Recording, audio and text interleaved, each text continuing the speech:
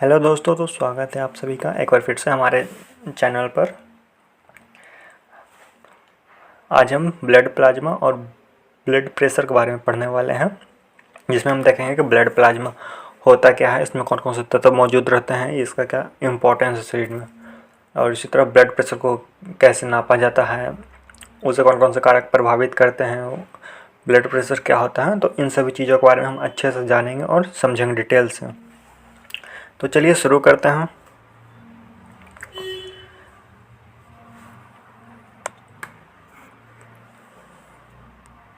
तो सबसे पहले हमारा ब्लड प्लाज्मा यानी कि रक्त प्लाज्मा।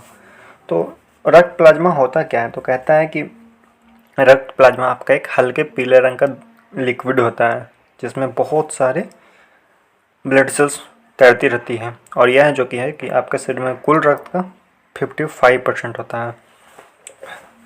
यानी कि रक्त प्लाज्मा आपके बॉडी में उपस्थित कुल रक्त का 55% होता है, और यह हल्के पीले रंग का भी होता है। कहते हैं इसमें 91.5% जल और 8.5% घुलनशील विलेय पदार्थ होते हैं। तो और इन विलेय पदार्थ में क्या क्या होते हैं? तो इन सारे विलेय पदार्थ में प्लाज्मा प्रोटीन आपका हो गया, एल्बुमिन हो गया, ग्लोबिनिन हो गया, फाइब्रोनोजिन, इस तरह के बहुत सारे पदार्थ घुले हुए होते हैं। तो सबसे पहले देखेंगे ब्लड प्लाज्मा में जो 91.5% आपका वाटर होता है, तो उसमें क्या क्या चीज़ होती है। तो कहता है कि ब्लड प्लाज्मा में उपस्थित जल बाहरी कोशिका द्रव तथा अन्य कोशिका द्रव की जल संयोजन को समान बनाए रखता है। कहता है कि जल एक एक्स्ट्रा सेल्यूलर एवं इंट्रा सेल्यूलर दोनों प्रतिक्रियाओं का विलायक होता है, और जल में अनेक विलेयक मौजूद रहते हैं, जिनकी मात्रा आवश्यकता अनुसार परिवर्तित होती रहती है। और इसमें से कौन कौन से घुलनशील विलेय पदार्थ होते हैं वो देखते हैं।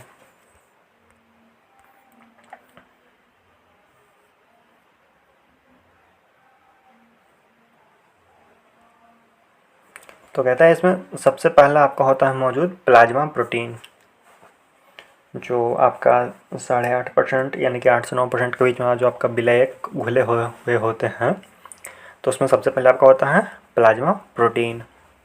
कहता है कि रक्त में उपस्थित प्रोटीन को प्लाज्मा प्रोटीन कहते हैं, यानी कि रक्त में जो प्रोटीन आपका होता है उसे हम प्लाज्मा प्रोटीन कहते हैं, और यह प्लाज्मा का टोटल 7% होता है। और इसका काम होता है ये रक्त को ऑस्मोटिक प्रेशर यानी कि प्रसरण दाब को बनाए रखता है।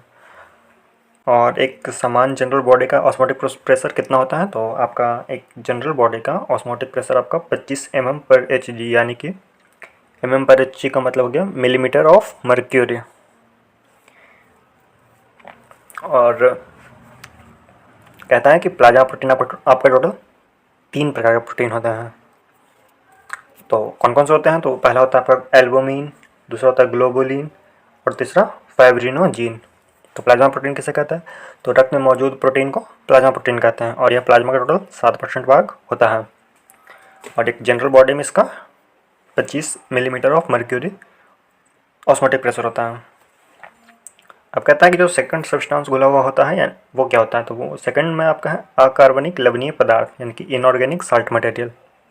तो इनमें से कौन कौन से होते हैं? तो इन सब साल्ट मटेरियल में आपका जनरली आपका होता है सोडियम हो गया, पोटेशियम हो गया, मैग्नीशियम हो गया, क्लोराइड हो गया। ये इस तरह के कह लीजिए कि साल्ट घुले हुए होते हैं ये सब। और तीसरा कह रहा है कि अपशिष्ट पदार्थ यानी कि वेस्ट मटेरियल, जैसे कि आपको पता है कि रक्त में बहुत सारे वेस्ट मटेरियल भी होते हैं घुले हुए, जिनमें सबसे ज़्यादा प्रचुर मात्रा में होता है तो वो होता है यूरिया, क्रिएटिनिन, यूरिक एसिड, और भी मतलब कह लीजिए जो अवांछनीय लवण है जो शरीर के लिए हानिकारक है, तो वो सब रक्त में घुले हुए होते हैं। और इन सब को अलग करता है हमारा किडनी। ये हम अपने किडनी वाले टॉपिक में बता चुके हैं कि रक्त को किडनी किस तरह से प्योरीफाई करता है। तो आप अगर नहीं देखें तो उस वीडियो को जाकर देखते हैं। और चौथा पॉइंट कहते हैं हमारा इसमें रक्त में क्या घुला होता है? तो चौथा में आपको होता है न्यूट्रिएंट्स, यानी कि जो आपका 8.5 या कह लीजिए 8 से 9% के बीच में जो भी विलेय घुले हुए होते हैं, उसमें आपका सबसे पहले आपका होता है प्लाज्मा प्रोटीन होता है, दूसरा होता है अकार्बनिक लवणीय पदार्थ होता है, तीसरा होता है वेस्ट मटेरियल जो आप अवांछनीय पदार्थ हैं जो एक शरीर से निकलने वाले एक्स्ट्रा पदार्थ हैं, चौथा हो गया न्यूट्रिएंट्स यानी कि पोषक तत्व, और पाँचवा हो गया रेगुलेटरी सब्सटेंस। तो चौथा पॉइंट में कह रहा है कि पोषक तत्व में क्या क्या होता है, तो पोषक तत्व में आपका ग्लूकोज होता है और प्रोटीन का एमिनो एसिड और वसा का ग्लाइकोसिरॉल में परिवर्तित होकर आंतों से ब्लड प्लाज्मा में अवशोषित हो जाता है। तो कहता है कि ये जब होता है इसमें कार्बोहाइड्रेट का पाचन ग्लूकोज में हो जाता है, मतलब कार्बोहाइड्रेट आपका मेटाबॉलिज्म के बाद ग्लूकोज में कन्वर्ट हो जाता है, प्रोटीन एमिनो एसिड में और फैट आपका ग्लिसरॉल में कन्वर्ट हो जाता है और ये लास्ट में आपका इंटेस्टाइन से ब्लड प्लाज्मा उसको एब्जॉर्ब कर लेता है।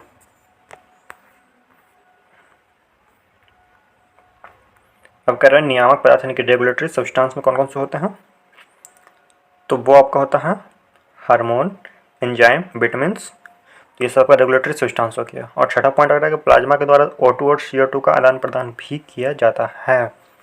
तो रक्त में ऑक्सीजन को मिक्स करना या फिर CO2 को अलग करना, ये सब में आपका प्लाज्मा भाग लेता है, महत्वपूर्ण भूमिका भी निभाता है। तो ये था आपका रक्त प्लाज्मा यानी कि ब्लड प्लाज्मा, जिसमें हमने देखा कि रक्त प्लाज्मा होता क्या है, फिर इसमें क्या मौजूद होते हैं। तो इसमें प्लाज्मा प्रोटीन होता है जिसका मुख्यतः 3 प्रकार का प्रोटीन होता है, एल्बुमिन, ग्लोबुलिन और फाइब्रिनोजेन।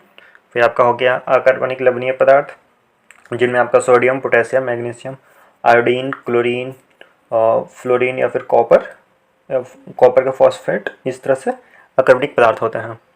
और जबकि आपका कार्बनिक पदार्थ में आप आ जाता है एंजाइम, एंटीबॉडी, यानी कि आप कह लीजिए कि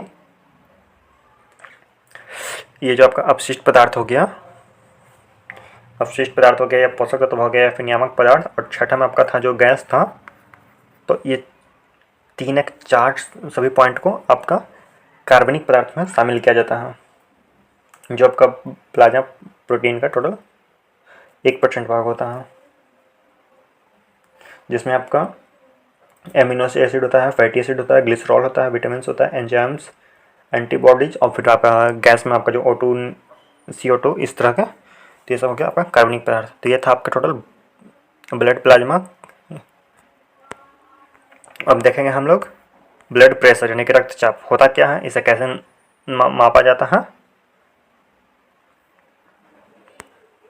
तो कहता है कि सबसे पहले डेफिनेशन में कहता है कि रक्त वाहिकाओं यानी कि ब्लड वेसल्स के भीतर प्रवाहित होने वाले रक्त के द्वारा उनकी भित्तियों पर पड़ने वाले दबाव रक्तचाप कहलाता है। यानी कि ऐसा कर सकते हैं कि रक्त वाहिकाओं के अंदर, ठीक ना, रक्त के द्वारा जो उनकी दीवारों पर जो दबाव लगाया जाता है उसे रक्तचाप भी कहते हैं। या इस तरह से शॉर्ट में कह सकते हैं कि रक्त के द्वारा धमनियों की दीवारों पर लगाए जाने वाले दबाव को रक्तचाप कहते हैं। तो ये भी आपका डेफिनेशन बिल्कुल सही होगा। अब कहता है आपका कि धमनियों के द्वारा प्रवाहित होने वाले रक्त से उनकी भित्तियों यानी उनकी दीवार पर पड़ने वाले दबाव का धमनीय रक्तचाप यानी कि आर्टियल ब्लड प्रेशर कहलाता है। जबकि सेम उसी तरह सिरों के द्वारा जो सिरों में जो रक्त प्रवाहित होता है उस रक्त के द्वारा सिरों की दीवारों पर जो दबाव लगाया जाता है उसे हम लोग सिरीय रक्तचाप यानी कि वेनस ब्लड प्रेशर कहते हैं। अब कहता है कि रक्तचाप कितने प्रकार का होते हैं। तो रक्तचाप जो आपका होता है टोटल 2 प्रकार का होता है, यानी कि पहला सिस्टोलिक ब्लड प्रेशर एंड दूसरा डायस्टोलिक ब्लड प्रेशर। तो सिस्टोलिक प्रेशर में कहता है कि यह प्रेशर रक्त के द्वारा वाहिकाओं के दीवार पर लगाए जाने वाला उच्चतम दबाव है, यानी कि मैक्सिमम प्रेशर जो आपका रक्त के द्वारा सिरों के दीवार पर लगाया जाता है। तो इसे हम सिस्टोलिक प्रेशर कहते हैं। कहता है कार्डियक साइकिल की वेंट्रिकुलर सिस्टोल के दौरान लेफ्ट वेंट्रिकल द्वारा रक्त को आयोटा यानी कि महाधमनी में धकेलने में समय लगता है। एक स्वस्थ और वयस्क व्यक्ति में 100 mm से 140 mmHg के बीच रहता है। तो जो आपका सिस्टोलिक प्रेशर हो गया, जो एक कह लीजिए जनरल हेल्दी पर्सन में आपका 100 मिलीमीटर से 140 मिलीमीटर ऑफ मर्क्यूरी के बीच रहता है। ये आपका सिस्टोलिक प्रेशर हुआ नॉर्मल का। और कह लीजिए 150 से ऊपर हो गया तो वो अति रक्तचाप हो जाता है आपका। और सेकंड कह रहा है आपका डायस्टोलिक ब्लड प्रेशर। तो कहता है रक्त को महाधमनी में भेजने के बाद जब हृदय विश्रामावस्था में होता है तो धमनियों के भीतर उपस्थित रक्त का उनकी भित्तियों पर पड़ने वाला न्यूनतम दबाव डायस्टोलिक ब्लड प्रेशर कहलाता है। इसका ये मतलब हुआ कि जब आपका हृदय का आपका लेफ्ट वेंट्रिकल से जब ब्लड को महाधमनी यानी कि आयोटा में जैसे ही भेज दिया जाता है, उसके बाद जब हृदय कुछ सेकंड के लिए जो विश्राम अवस्था में आता है, तो उस टाइम महाधमनी में जो रक्त होती है उसके द्वारा महाधमनी की दीवारों पर पड़ने वाले जो न्यूनतम दबाव होता है, जो सबसे कम दबाव लगता है, उसे हम लोग डायस्टोलिक ब्लड प्रेशर कहते हैं। कहता है कि एक जनरल इंसान में 70 से 90 mmHg के बीच होता है। तो जो आपका डायस्टोलिक ब्लड प्रेशर आएगा कि जनरल मतलब एक सामान्य स्वस्थ व्यक्ति में डायस्टोलिक ब्लड प्रेशर कितना होता है, तो वो होता है 70 से 90 mmHg यानी कि मिलीमीटर ऑफ मर्क्यूरी। अब एक यहाँ पे एक दो इम्पॉर्टेंट पॉइंट है जो ऑब्जेक्टिव में पूछा जाता है, इसलिए उसको हम अलग करके लिख चुके हैं। कहता है कि एक स्वस्थ व्यक्ति का रक्तचाप 120/80 mmHg रहता है, यानी कि 120/80 मिलीमीटर ऑफ मर्क्यूरी।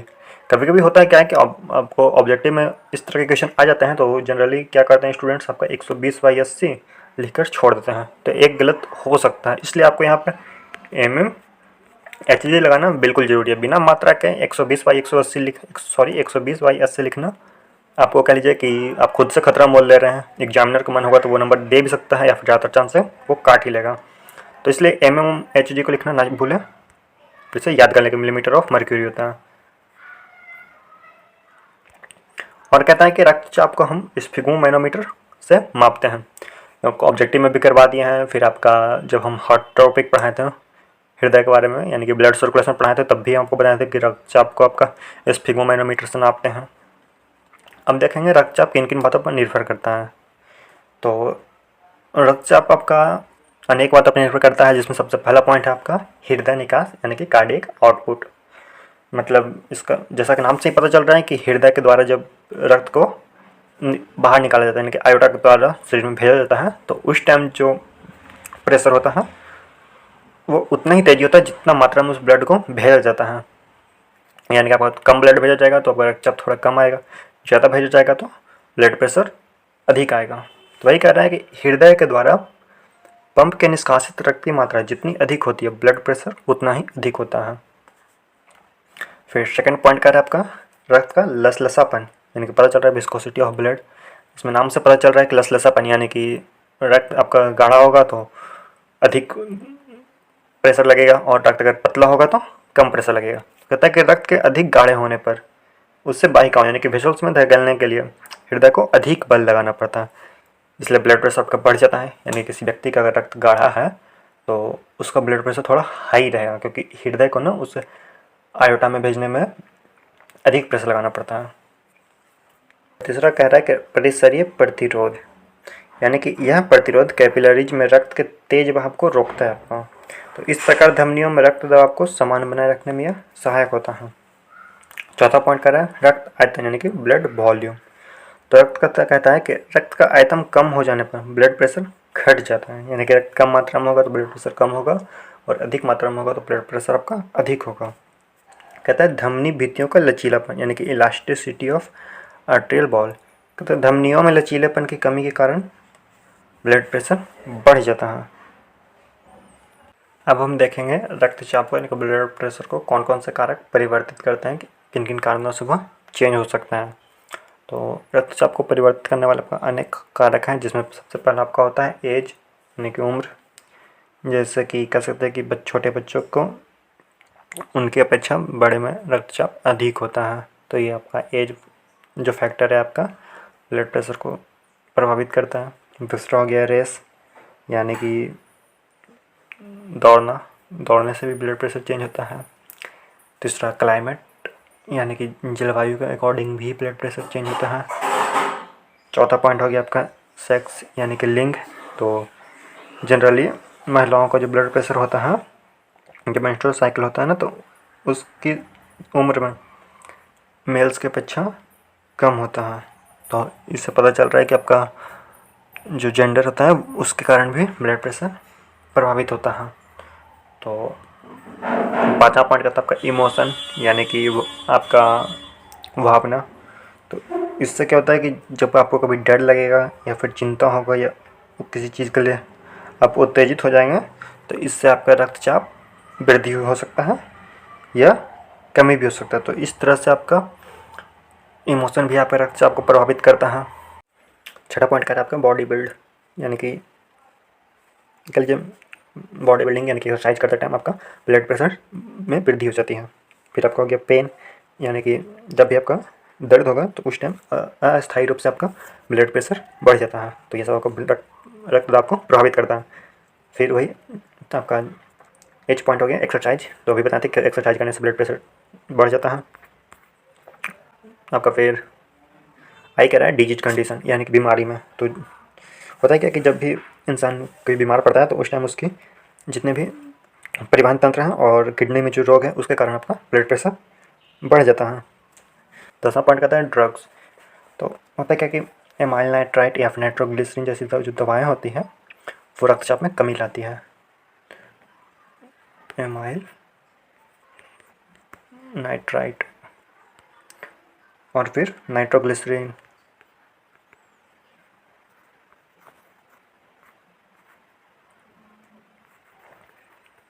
तो ये जो दो दवाएँ हैं एमाइल नाइट्राइट और नाइट्रोग्लिसरीन, ये आपके ब्लड प्रेशर को कम करता है। जबकि आपका जो मेफेंटीन हो गया या फिर एड्रेनालिन हो गया, तो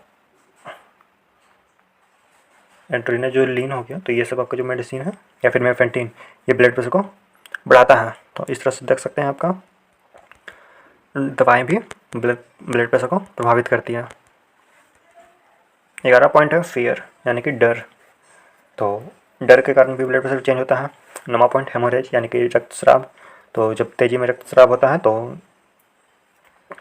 शरीर में रक्त की कमी हो जाती है, तो शरीर में रक्त की आयतन कम होने के कारण ऑलरेडी ब्लड प्रेशर भी कम हो जाता है आपका। फिर 11वां पॉइंट है टाइम ऑफ डे, सॉरी 13वां पॉइंट है टाइम ऑफ डे, यानी कि जो ब्लड प्रेशर होता है वो आपका समय के अनुसार, दिन के अनुसार परिवर्तित होता है। सुबह के टाइम ब्लड प्रेशर अधिक होता है और फिर उसी तरह शाम होते है तो ब्लड प्रेशर कम होता है। तो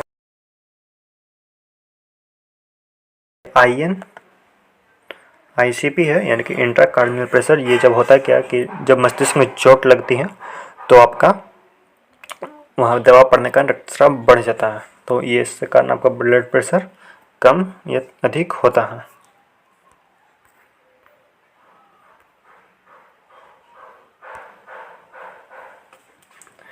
अब कहते हैं ब्लड प्रेशर को नापने के कौन कौन से तरीके होते हैं। तो कैसे नापा जाता है ब्लड प्रेशर, तो वो हम देखने वाले हैं कि किसी पेशेंट का ब्लड प्रेशर कैसे नापेंगे। सबसे पहला पॉइंट कहता है कि रोगी को इस विधि के बारे में अच्छी तरह से समझा देना चाहिए, और उसके बाद उसका समझाने के बाद कहता है कि उसे आराम से लेटने या बैठने को कहना चाहिए। सेकंड पॉइंट कहता है कि जो आपके पास उपकरण है, यानी कि स्पिगोमैनोमीटर, उसके पट्टे को जो कोहनी से थोड़ा सा 2 इंच ऊपर, यानी कि ब्रोंकियल आर्टरी के ऊपर अच्छी तरह से लगा देना चाहिए। फिर कहता है कि ब्रोंकियल पल्स को उंगली से महसूस करने के बाद उसके ऊपर स्टेथोस्कोप को रखना चाहिए। फिर 5वां पॉइंट कहता है कि पेंच वाले वाल्व को, जो स्पिगोमैनोमीटर में जो वाल्व होता है पेंच वाला, उसको बंद करके और पट्टे को तब तक फुलाइए जब तक कि जो आपका पल्स है ना वो महसूस होना बंद ना हो जाए। आपको ये ना लगे कि यहाँ से नाड़ी का महसूस ना हो। फिर नेक्स्ट पॉइंट कहता है कि अब वाल्व को धीरे धीरे खोलिए। ओके, उसके बाद कहता है कि इसकी नियमित धड़कन सुनने की कोशिश कीजिए।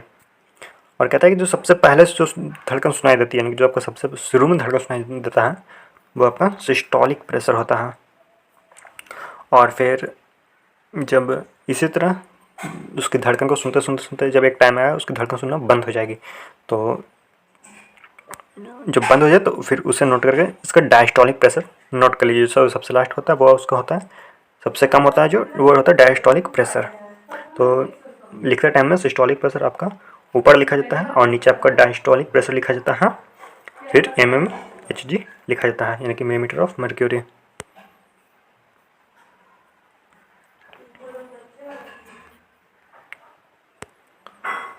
उसके बाद कहता है कि जो भी हम बताएं सिस्टोलिक रक्तचाप को ऊपर एवं डायस्टोलिक रक्तचाप को नीचे लिखा जाता है। और लास्ट पॉइंट कहता है कि इसके बाद जो पट्टी होती है जो आप उसके हाथों में बांधे होते हैं कोहनी के ऊपर, उसे खोल करके हटा लीजिए। तो टोटल कुछ पॉइंट्स जिसमें रक्तचाप को कैसे नापा जाता है, तो इसका PDF हमको टेलीग्राम पे दे चुके हैं, तो वहाँ से आप इसे डाउनलोड करके खुद से भी देख सकते हैं। तो आप अपना रिवाइज करते रहिएगा, ये सब PDF हमको टेलीग्राम पे दे रहे हैं इसलिए ताकि आप बाद में भी रिवाइज कर सकें।